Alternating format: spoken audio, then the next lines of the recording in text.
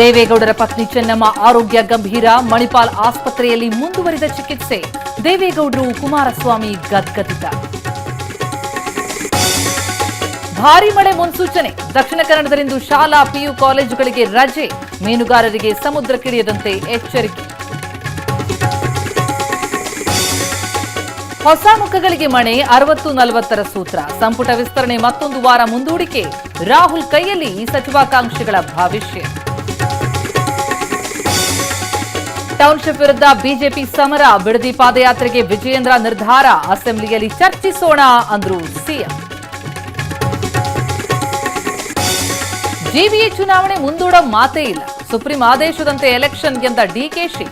ನಿಮ್ಮ ಷಡ್ಯಂತ್ರ ಅರ್ಥ ಆಗ್ತಾ ಇದೆ ಎಂದ ಬಿಜೆಪಿ. 21ನೇ ದಿನಕ್ಕೆ ವಾಂಗ್ಚುಕ್ ಸೋನಂ ಉಪವಾಸ. ಜುಲೈ 20ಕ್ಕೆ ಸಂಸತ್ ಚಲೋ ಘೋಷಣೆ.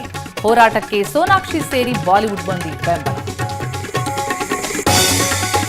ಅಯೋಧ್ಯೆಯಲ್ಲಿ ದೇಣಿಗೆ ಕಳ್ಳತನ ಕೇಸ್. ಸೋಮವಾರ ಸುಪ್ರೀಂ ಕೋರ್ಟ್ಗೆ ವರದಿ ಸಲ್ಲಿಕೆ.